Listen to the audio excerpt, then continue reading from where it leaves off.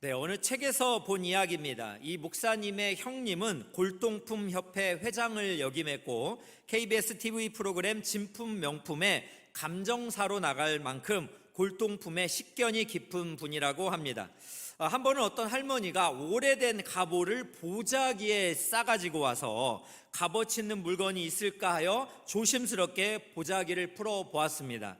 그러나 안타깝게도 가치 있는 물건은 하나도 없었다고 합니다. 그런데 정작 그 갑오를 쌓은 보자기가 조선시대에 매우 귀한 물건이었다고 합니다. 할머니는 보자기의 존재 가치를 잘 몰랐지만 감정사가 이 보자기가 조선시대의 귀한 물건임을 알아본 것입니다. 여러분, 또 한 가지 이야기는 1867년에 재정이 고갈된 러시아가 4억 6,300만 평의 알래스카를 720만 달러, 현재 환율로 보면 약 72억 원이라고 합니다. 미국에 팔아버렸습니다. 한 평당 6.5원이었대요. 와, 예. 네. 러시아는 눈 높인 알래스카를 쓸모없는 땅이라고 생각했습니다. 그러나 미국은 그 황폐한 불모지에서 모피와 천연 광산 그리고 풍부한 어장을 보았습니다. 실제로 알래스카에서는 1929년에 큰 금광이 발견이 됐고 1968년에는 96억 배럴이라는 엄청난 양의 유전이 발견이 됐다고 합니다. 러시아는 알래스카의 가치를 알지 못했기 때문에 땅을 치고 통곡을 할 수밖에 없었습니다. 그러나 미국은 그 가치를 알아보았기 때문에 그 안에 감춰진 보화를 얻을 수가 있었다고 합니다. 여러분, 이 두 이야기에서 공통적인 것은 가치를 알아본다는 것은 참으로 중요하다라는 생각이 듭니다. 그렇다면 새해가 시작되고 우리가 우리 스스로의 가치를 어느 정도 인정하고 있느냐에 따라서 우리의 삶의 질도 달라질 수 있겠다라는 생각을 좀 해보게 됩니다. 세상은 뭐뭐답게 살아가라라고 이렇게 자꾸 이야기합니다. 그러나 여러분, 실제로 뭐뭐답게 살아간다는 거 참 쉽지 않습니다.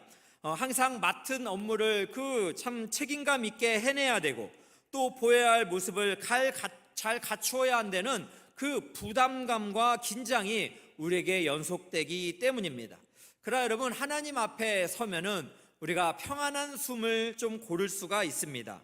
우리가 하나님 앞에서는 그렇게 참 눈물 콧물 흘리면서 그렇게 품에 안길 수가 있습니다. 왜 그렇습니까? 우리가 자녀답지 않아도 우리는 하나님의 자녀이기 때문입니다. 그렇기 때문에 사랑하는 성도 여러분, 새해를 맞이하면서 우리가 하나님의 자녀로서 거기에 합당한 정체성과 또 삶을 어떻게 살아가는 것인가 라고 우리가 생각을 해보고 오늘 이사야서와 에베소서를 통해서 한번 적용을 해보기를 원합니다. 여러분, 새해 우리가 생각해볼 한 세 가지 질문을 제가 좀 가지고 왔는데요, 하나씩 여러분이 좀 생각을 해보셨으면 좋겠습니다. 첫 번째로, 여러분은 하나님의 존귀한 자라는 것을 얼마나 믿고 살아가고 계십니까? 오늘 이사야서 32장 8절 우리 한번 같이 읽어보도록 하겠습니다. 시작. 존귀한 자는 존귀한 일을 계획하나니 그는 항상 존귀한 일에 서리라. 존귀한 자는 라고 지금 표현이 되어져 있습니다. 여러분, 사람이 자신만을 사랑하는 나르시시즘도 문제지만 또 자신을 너무 미워하고 비관하는 이 열등감도 큰 문제입니다. 세상의 경쟁과 비교의 시대를 살다 보니까 우리도 모르는 사이에 열등감이라는 죄성이 우리에게 찾아오는데요, 이 열등감은 시한폭탄 같아서 우리가 그 열등감을 가지고 있으면 관계적으로 또 개인의 삶에도 문제가 발생하고 또 이 사탄이 열등감을 사용을 해서 이 참 많은 것들을 깨기 때문에 이 열등감은 사탄이 죄를 범하게 하는 맞는 키다라고 이렇게 이야기를 합니다. 그러나 여러분, 하나님의 은혜는 이 열등감보다 무지막지하게 큰 줄로 믿으시기를 바랍니다. 하나님은 우리를 너무너무 사랑하신다라는 것을 여러분, 이 존재에 대한 확신을 가지고 살아가시기를 축복합니다. 그래서 여러분, 성경을 통해서 성부, 성자, 성령 삼위 하나님께서 우리를 얼마나 사랑하시고 은혜를 베푸시는지 그 존재의 가치를 우리가 발견하기를 원하는데요, 그 첫 번째는 우리는 하나님에 의하여서 창조가 되었다라는 사실입니다. 창세기 1장 27절 28절을 보겠습니다. 하나님이 자기 형상 곧 하나님의 형상대로 사람을 창조하시되 남자와 여자를 창조하시고 하나님이 그들에게 복을 주시며 하나님이 그들에게 이르시되 생육하고 번성하여 땅에 충만하라. 땅을 정복하라. 바다의 물고기와 하늘의 새와 땅에 움직이는 모든 생물을 다스리라 라고 이렇게 말씀하셨습니다. 그렇습니다. 사람은 하나님께서 창조하셨습니다. 그래서 인간의 모든 시작과 근원은 하나님에게 있는 줄로 믿으시기를 바랍니다. 하나님께서는 사람을 창조하시고 사람에게 복을 주셨습니다. 그리고 모든 생물을 다스리라 라고 이렇게 명령하셨습니다. 여러분, 우리가 하나님에 의하여 창조가 되었다라는 것, 즉 하나님의 형상으로 창조되었다라는 것 자체에 하나님께서 우리를 얼마나 사랑하시는지, 그리고 이 천지 만물을 다스릴 수 있는 권세를 주셨다라는 것만으로도 우리가 얼마나 존귀한 자라는 것을 우리가 깊이 있게 생각해 볼 수 있기를 원합니다. 또한 두 번째로 우리는 예수님의 십자가의 보혈의 값으로 산 자라는 것입니다. 에베소 1장 7절 보겠습니다. 우리는 그리스도 안에서 그의 은혜의 풍성함을 따라 그의 피로 말미암아 속량 곧 죄사함을 받았으니. 그렇습니다. 우리는 바로 죄인된 상태였지만 예수 그리스도의 피로 말미암아 속량 곧 죄가 사함을 받는 하나님의 은혜를 누리게 되었습니다. 그래서 여러분, 마틴 루터라는 사람은 이렇게 말했습니다. 하나님의 사랑은 사랑받을 만한 가치가 있는 사람을 찾으시는 것이 아니라 하나님의 사랑이 사람을 사랑받을 가치가 있게 만든다라는 것입니다. 여러분, 그렇습니다. 하나님이 우리를 얼마나 사랑하셨으면 그의 독생자 예수 그리스도와 맞바꾸기까지 우리를 사랑하셨다라는 것입니다. 그래서 찬송가에도 보면 우리가 나보다 나를 더 사랑, 이런 고백들이 있잖아요. 하나님이 아들을 내어줄 정도로 우리를 사랑하셨다라는 것을 생각하면서 여러분들도 거울을 보시면서 하나님이 나를 사랑하신다라고 고백하시면서 여러분 존재에 대한 그런 믿음을 가지시기를 주의 이름으로 축복합니다. 세 번째로 여러분, 우리는 성령의 인치심을 받은 자입니다. 에베소 1장 13, 14절 보겠습니다. 그 안에서 너희도 진리의 말씀 곧 너희의 구원의 복음을 듣고 그 안에서 또한 믿어 약속의 성령으로 인치심을 받았으니 이는 우리 기업의 보증이 되사라고 말씀하고 있습니다. 우리는 진리의 말씀 곧 구원의 복음을 듣고 약속의 성령으로 인치심을 받았습니다. 그래서 여러분, 고린도전서를 보면 우리는 성령이 거하시는 성령의 전이다라고 말씀을 하고 있습니다. 오늘 말씀 에베소 1장 14절에서도 성령은 우리 기업의 보증이 되신다라고 말씀하셨습니다. 여러분, 성령 하나님이 우리의 기업의 보증이 되신다라는 것을 생각할 때 우리가 얼마나 존귀한 존재인 것을 우리가 생각해 볼 수 있는 내용입니다. 여러분, 저는 이 말씀들을 쭉 생각을 하면서 참 생각이 났던 사람들이 있습니다. 바로 누구냐면 딕 호이트라는 아버지입니다. 딕 호이트에게는 그의 아들 릭 호이트가 있었습니다. 그런데 이 릭 호이트는 1962년에 출생을 했는데 탯줄에 이 목이 감겨가지고 뇌에 산소 공급이 중단이 되면서 뇌성마비와 전신마비를 겪게 되었습니다.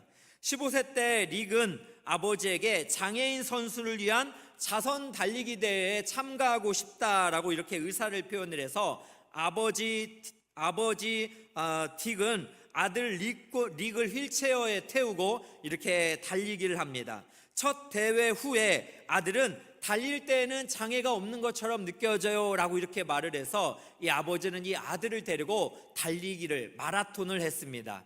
제가 사진을 준비했는데 한번 보여주시면 감사하겠습니다. 그래서 여러분, 1977년부터 2016년까지 약 40년 동안 이 부자가 팀 호이트라는 이름으로 달리기를 했는데요, 마라톤을 72회를 완주했대요. 몇 회라고요? 여러분, 한번 완주해 본 적 있으십니까? 네, 72회를 완주를 했답니다. 아버지가 이 아들을 데리고요. 그리고 철인 3종 경기에 257회를 참석을 했다고 합니다. 그리고 다른 대회까지 합쳐서 총 1130회 이상 이 대회에 참석을 했다고 합니다. 와, 얼마나 대단합니까? 40년간 달리면서 마라톤의 완주 기록을 세웠지요. 처음에는 16시간 정도 걸렸는데요, 나중에는요 2시간 40분 47초까지 아버지가 이 아들을 이렇게 휠체어를 끌고 다니면서 달린 거예요. 대단한 기록이 단축이 된 거죠. 그래서 사람들이 그랬답니다. 혼자 뛴다면, 아버지 혼자 뛴다면 정말 놀라운 기록이 나올 것입니다, 이렇게 질문을 했습니다. 그때 아버지가 말을 합니다. 아들이 없으면 내가 달릴 이유가 없습니다. 네, 그렇습니다. 이 아버지는 유일하게 달리는 이유가 무엇이에요? 아들이 달리는 기간에는 장애인처럼 느껴지지 않는다라는 그 말, 아들을 기쁘게 해주기 위해서 또 아들의 존재 가치가 너무나 소중했기 때문에 이 아버지는 아들과 함께 40년 동안 1130번의 대회를 참석할 수 있었다라는 것입니다. 여러분, 그렇습니다. 이 아버지가 아들을 향한 사랑이 이렇게 대단합니다. 하나님께서도 우리를 얼마나 보배롭고 존귀하게 여기시는지 여러분 믿고 계십니까? 이사야서 43장 4절을 세번역 성경으로 보겠습니다. 내가 너를 보배롭고 존귀하게 여겨 너를 사랑하였으므로 너를 대신하여 다른 사람들을 내주고 너의 생명을 대신하여 다른 민족들을 내주겠다. 여러분, 그래서 이 찬양이 있죠. 내가 너를 지명하여 불렀나니 너는 내 것이라, 내 것이라, 내 것이라, 너의 하나님이라. 내가 너를 보배롭고, 너무 높이 잡았네요. 네, 존귀하게 여기노라, 너를 사랑하는 내 여호와라. 그렇습니다. 하나님께서 우리를 사랑하시고 우리를 보배롭고 존귀하게 여기시는 줄로 믿습니다. 그래서 여러분, 어느 가정사역자는 하나님께서 나를 사랑하시고 나를 보배롭고 존귀하게 여기신다는 이 사실이 너무 감격스러웠대요. 그래서 그분은 뭐라고 말하냐면, 자신은 명품에게 신세를 지며 살고 싶지 않다라는 말을 했습니다. 자신이 하나님의 아들이기 때문에 사람들이 자신이 맨 명품 넥타이, 자신이 가지고 있는 무슨 가방, 이런 것을 좋아하는 것이 아니라 바로 자신이 바로 하나님의 보배롭고 존귀한 자기 때문에 자신의 넥타이와 가방이 또 양복이 자신 때문에 영광을 받아야 됩니다 라는 이런 담대한 이야기를 했대요. 이해가 좀 가세요? 네, 여러분, 하나님의 보배롭고 존귀한 자인 줄로 믿습니다. 이런 믿음이 있다면 옆에 분을 향해서 좀 축복해 주세요. 당신은 하나님의 존귀한 자입니다. 축복 한번 하겠습니다. 그렇습니다. 여러분은 하나님의 존귀한 자입니다. 그렇다면 여러분, 두 번째로 우리가 하나님의 존귀한 자라면 오늘 말씀처럼 존귀한 일을 계획하며 살아가야 합니다. 오늘 이사야서 32장 8절 우리 다시 한번 한 목소리로 읽겠습니다. 시작. 존귀한 자는 존귀한 일을 계획하나니 그는 항상 존귀한 일에 서리라. 여러분, 우리가 존귀한 자라는 것을 믿음으로 확신했다면 삼위 하나님께서 나를 얼마나 사랑하시고 나의 구원을 위해서 협력하셨다라는, 내가 그렇게 사랑받기 위해 태어났다라는 것을 여러분 확신하신다면 내가 이 땅을 살아가면서 존귀한 일을 계획하며 살아가야 한다라는 것입니다. 여러분, 미국의 배우 조지 번스라는 사람이 있습니다. 이 사람이 100세까지 살았대요. 여러분, 그런데 어느 인터뷰에서 이 사람은 이런 말을 했습니다. 사람은 나이만큼 늙는 것이 아니라 당신의 생각하는 만큼 늙는다, 이런 말을 했어요. 그러니까 나이만큼 늙는 게 아니라 당신이 생각하는 만큼 늙는다, 이런 말을 한 것입니다. 여러분, 또한 사무엘 울만이라는 사람이 있습니다. 이 사람은 청춘이라는 것은 인생의 어느 기간을 말하는 것이 아니라 마음의 상태를 말합니다, 이렇게 이야기를 했습니다. 여러분, 이 두 사람의 이야기를 우리가 생각을 한다면 사람은 여러분 생각하는 만큼 늙는다라는 것이에요. 청춘이라는 것은 어느 기간이 아니라 마음의 상태다라고 이렇게 이야기를 합니다. 그렇다면 여러분이 존귀한 자라고 생각을 하고 믿으신다면 여러분이 생각하는 것도 존귀한 자로서의 생각과 또 존귀한 자의 일이 되어야 되지 않겠습니까? 저는 최근에 국민일보 기사를 보다가 존귀한 자에게 참 어울리지 않는 모습이다라는 생각이 든 기사가 있습니다. 이 기사는 무엇이냐면, 지난 26년 동안 무속인으로 살다가 8년 전에 회심한 심선미 집사에 대한 이야기입니다.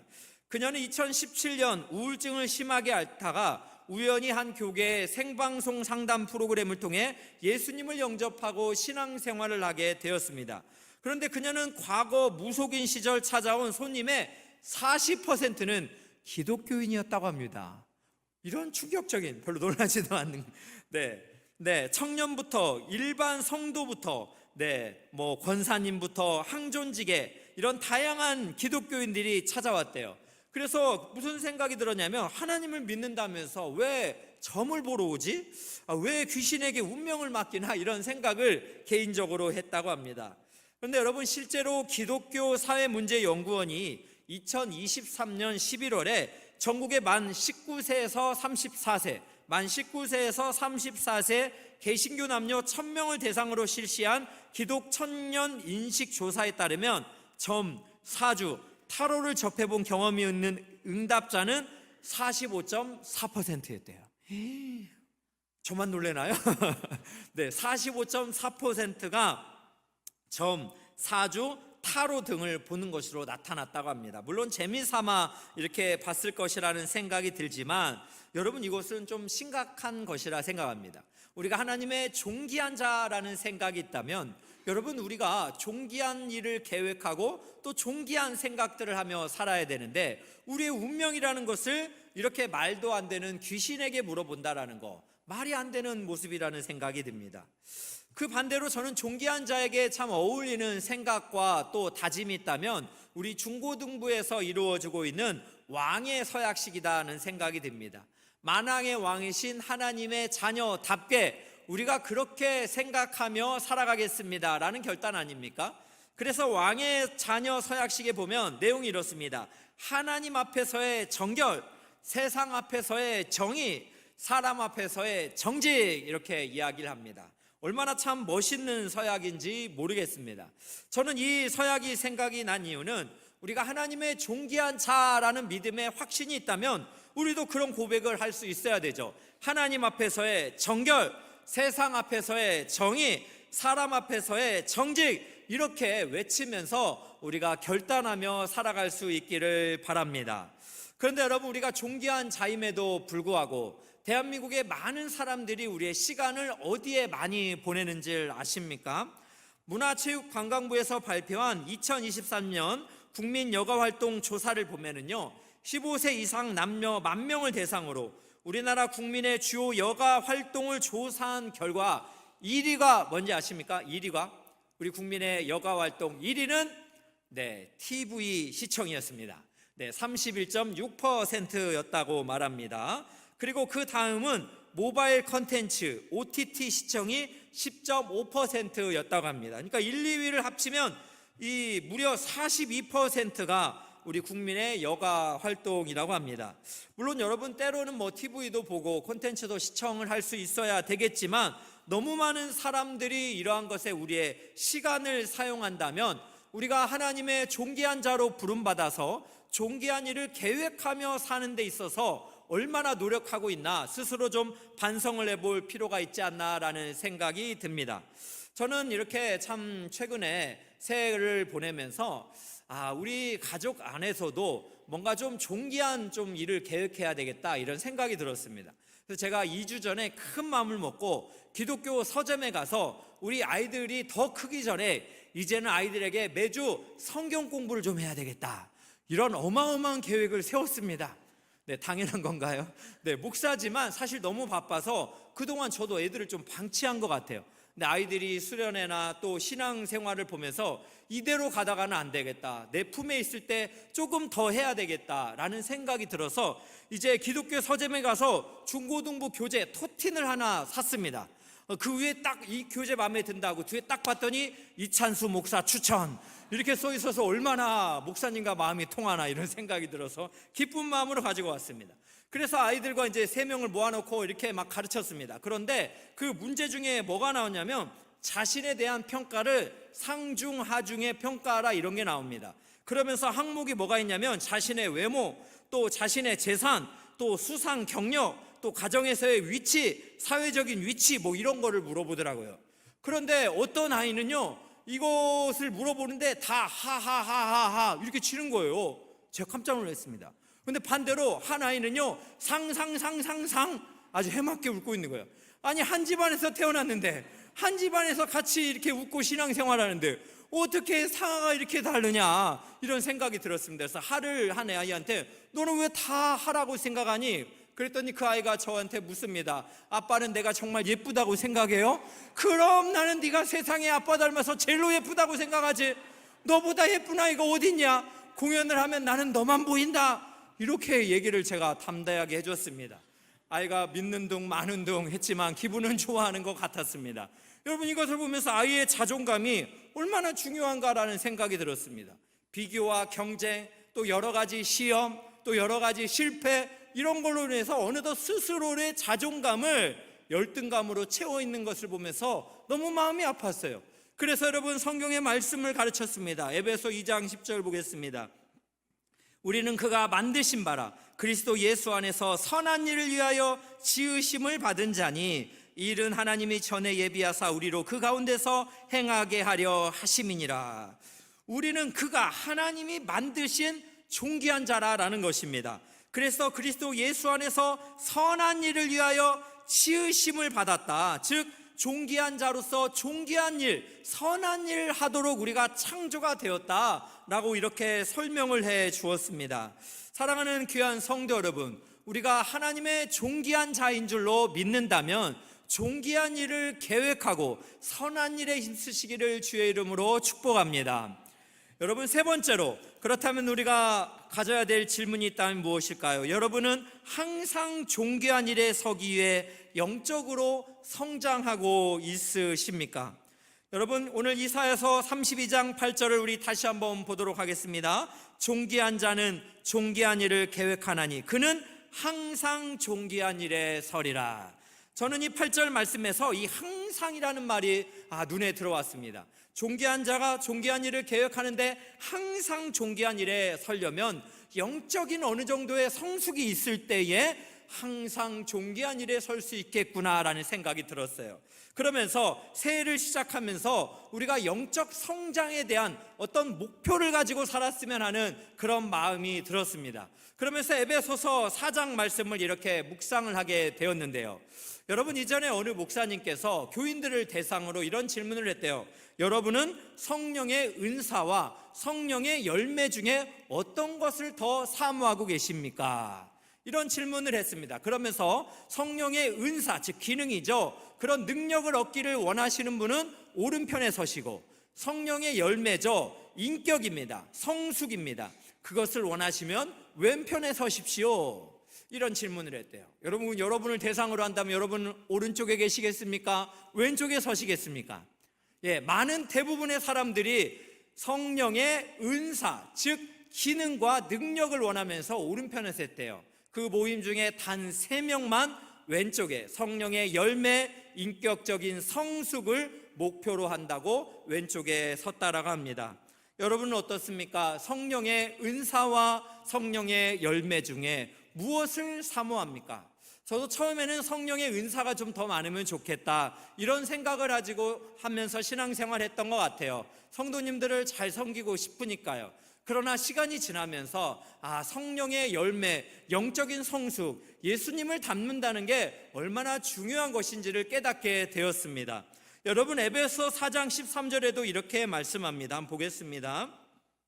우리가 다 하나님의 아들을 믿는 것과 아는 일에 하나가 되어 온전한 사람을 이루어 그리스도의 장성한 분량이 충만한 데까지 이르리니.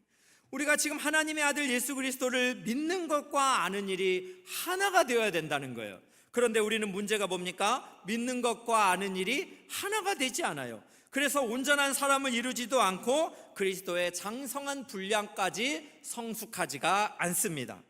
여러분, 에베소 4장 15절에도 이렇게 말씀합니다. 오직 사랑 안에서 참된 것을 하여 범사에 그에게까지 자랄지라. 그는 머리니 곧 그리스도라라고 말씀하고 있습니다. 우리가 어린아이와 같이 흔들리고 연약한 상태로 그냥 머물지 말고 영적으로 그리스도에게까지 전인격적으로 범사에 자랄 것을 하나님께서는 우리에게 말씀하고 있다라는 것입니다. 여러분, 이 말씀을 생각할 때 우리가 영적 성숙이 얼마나 중요한가라는 것을 우리가 스스로를 좀 되돌아보았으면 하는데요. 어떤 자매가 한 가정사역자에게 이메일을 썼다고 합니다. 자신은 교회 청년부에서 임원으로 열심히 섬기는데 한 형제와 교제 중에 있는데 결혼을 하고 싶다는 거예요. 그런데 그 형제가 하나님을 잘 믿는데 어머니께서 그렇게 반대를 한다는 거예요. 그런데 이 자매에게 이 형제를, 신실한 형제를 반대하는 이유가 첫 번째는 청년이 상위권 대학을 나오지 않았다 이고, 둘째는 시원찮은 회사에 다닌다였고, 세 번째는 신체, 즉 키가 작다라는 이유였습니다. 그래서 이 자매가 고민이 된 거예요. 어머니의 말씀에 순종하자니 이 청년이 너무 신실하고 또 너무 좋은데 그러고 싶지가 않고, 또 참 이 청년을 참 떠날 수도 없고 너무 사랑하고 어떻게 해야 되냐는 이런 글을 가정사역자에게 보냈습니다.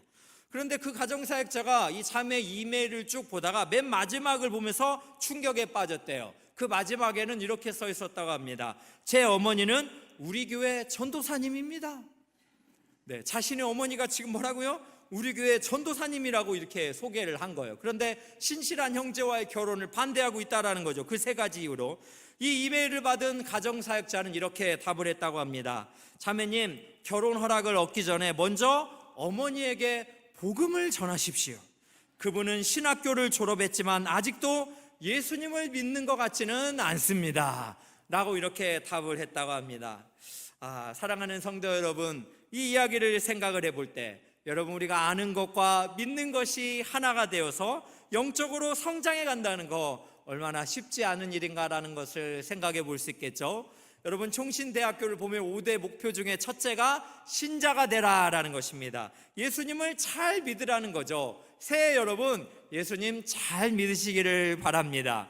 여러분, 마태복음 8장에 보면 예수님께서 믿음을 칭찬한 한 백부장이 나옵니다. 이 백부장의 하인이 병에 걸렸어요. 하인이 병에 걸렸는데 이 백부장이 예수님에게 와서 고쳐달라고 한 거죠. 그래서 예수님께서 내가 가서 고쳐주리라 했을 때 이 백부장이 뭐라고 말하는지 마태복음 8장 8절입니다. 백부장이 대답하여 이르되 주여, 내 집에 들어오심을 나는 감당하지 못하겠사오니 다만 말씀으로만 하옵소서. 그러면 내 하인이 낫게 싸움나이다. 나도 남의 수하에 있는 사람이요 내 아래에도 군사가 있으니 이더러 가라 하면 가고 저더러 오라 하면 오고 내 종더러 이것을 하라 하면 하나이다 라고 이렇게 말했어요.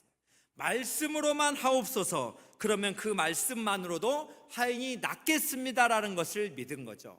여러분은 어떻습니까? 예수님께서 이 백부장의 믿음을 보고 이스라엘 중에 이만한 믿음을 본 적이 없다 이렇게 칭찬을 했어요. 그렇다면 여러분, 하나님과 또 하나님의 말씀을 정말 생명의 말씀으로 믿고 계십니까? 그 말씀이 살아있고 운동력이 있어서 여러분의 삶을 새롭게 하는 원동력이 되어가고 있습니까?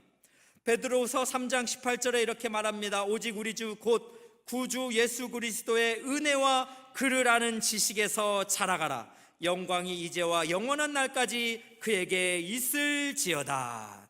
사랑하는 귀한 성도 여러분, 우리가 예수 그리스도의 은혜와 그를 아는 지식에서 자라 그 지식이 믿음으로 연결되어지고 그 믿음이 예수 그리스도를 닮아가는 데까지 이르시기를 주님의 이름으로 축원합니다. 그리고 여러분, 그렇게 하기 위해서는 우리가 교회적으로 우리의 예배가 더욱 살아나면 좋겠습니다. 그래서 여러분, 바른 예배 캠페인 우리가 실시하고 있는데요.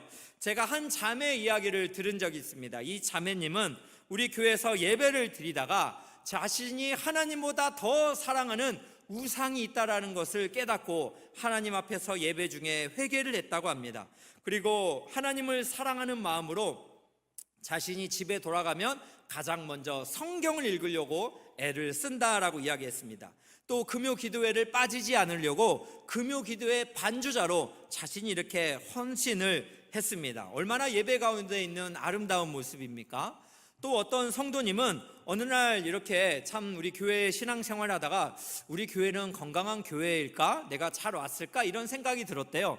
그런데 임례송을 하다가 하나님께서 이제 합심기도 시간이 딱 됐을 때 성령께서 이렇게 말씀하시는 것 같았대요. 너는 언제까지 건강한 교회만을 찾아서 이리저리 쫓아다니기만 할 것이냐? 네가 교회가 됐으니 건강한 교회를 만들어라 라고 이렇게 말씀하시는 것 같았다고 합니다. 그래서 자신이 그 하나님의 음성을 듣고 회개했대요. 건강한 교회만 찾아다는 것이 아니라 내가 건강한 교회가 되어야 되겠다. 우리 엘사랑 교회 안에서 건강한 교회를 세워가야 되겠다. 이런 마음의 결단을 하면서 하나님 앞에 그렇게 기도했다고 합니다. 여러분, 이렇게 예배는 소중합니다. 우리가 예배를 드리면서 하나님의 음성을 듣고 우리가 존귀한 자라는 것을 깨닫고 존귀한 일을 계획하고 항상 존귀한 일에 서시기를 주님의 이름으로 축복합니다. 또 여러분, 개인적으로도 우리가 영적인 성장이 있으면 좋겠어요. 새해에는 여러분께서 성경 통독을 한번 좀 목표로 삼으셔서 성경 통독에 한번 도전을 좀 해보시면 좋겠고요. 또 매일 아침에는 리바이블 영상 큐티를 습관적으로 하면서 거룩한 습관이 여러분의 거룩한 삶을 만들어가는 그러한 놀라운 생명력을 여러분이 함께 경험해 보면 참 좋겠습니다. 또한 세 번째는 여러분의 가정이 영적으로 더욱 그리스도를 닮아가면 참 좋겠습니다. 여러분, 가정 안에서 공기와 문화를 만들어가는 것은 참 중요합니다. 여러분에게 때가 주어졌을 때 가정 안에서 가정 예배를 좀 해보십시오. 성경 공부를 해보십시오. 성경 통독을 좀 함께 해보십시오. 저도 우리 아이들하고 이렇게 3명 성경 공부하는 거 큰 결심이 있었습니다. 물론 첫 번째 했을 때는 모두가 행복했습니다. 두 번째 했더니 빨리 좀 끝내주세요, 이제 이런 말들 들어서 마음이 좀 쉽지를 않았지만 그래도 끝까지 한번 해보려고 합니다. 사랑하는 귀한 성도 여러분, 우리가 시간이 주어졌을 때 아이들과 함께 가정적으로 성장할 수 있는 그런 은혜들을 함께 나누면 참 좋겠습니다. 또한 네 번째는 국가적으로도 우리가 하나님을 잘 믿는 이 나라 이 민족이 되면 참 좋겠습니다. 제가 최근에 미국 대통령 취임식을 봤습니다. 제가 무슨 미국의 대통령이 누가 되는지 관심도 없고 정치적인 색깔도 없습니다. 그런데 그 나라의 이 취임식을 보면서 하나 좀 이렇게 좀 감동이 됐던 것은, 이전에 미국이라는 나라는 이 4년 전에는 이 미국 대통령이 이렇게 취임을 할 때 이 기독교의 정신 안에서 세워진 국가이지만 4년 전에는 어떻게 기도했냐면 이런 기도를 했어요. 다양한 집합신들의 강력한 이름으로 기도합니다. 아멘. 이렇게 기도를 했어요. 이상한 마침 기도를 한 거죠. 또 미국에서는요, 하원 의원을 개원을 할 때 이렇게 또 기도를 하는데 어떻게 기도를 했냐면 유일하신 신 브라만, 그리고 다양한 종교의 다양한 이름의 신들의 이름으로 기도합니다. 아멘, 아우먼. 이렇게 이상하게 기도를 마쳤어요.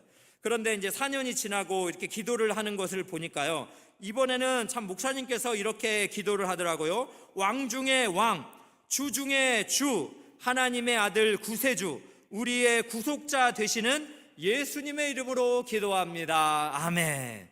이렇게 참 대표 기도를 예수님의 이름으로 하는데 얼마나 감동이 되었는지 모르겠습니다. 저는 우리 대한민국도, 우리나라의 국회도, 또 우리나라의 대통령 취임식도 예수님의 이름으로 기도합니다. 아멘. 이런 신앙의 고백이 울려 퍼지기를 진심으로 기원합니다. 또 남북한 한반도가 우리가 어떠한 통일이 아니라 복음으로서 하나 되고 복음으로서 통일되어지는 존귀한 일이 이루어지기를 주님의 이름으로 소망합니다. 결론을 맺겠습니다. 사랑하는 귀한 성도 여러분, 2025년 새해가 밝았습니다. 한 번도 살아보지 않은 날들을 우리가 살아갑니다. 우리가 하나님의 존귀한 자라는 정체성을 인식하고 우리가 존귀한 일을 계획하고 항상 존귀한 일에 설 수 있기를 주님의 이름으로 축원합니다. 또한 무엇보다도 올 한 해는 예수 그리스도에게까지 성장하는 영적인 성숙을 목표로 삼아서 예수 그리스도를 닮아가고 예수 그리스도처럼 우리 가족과 이웃을 섬기시는 여러분 모두가 되기를 주의 이름으로 축복합니다.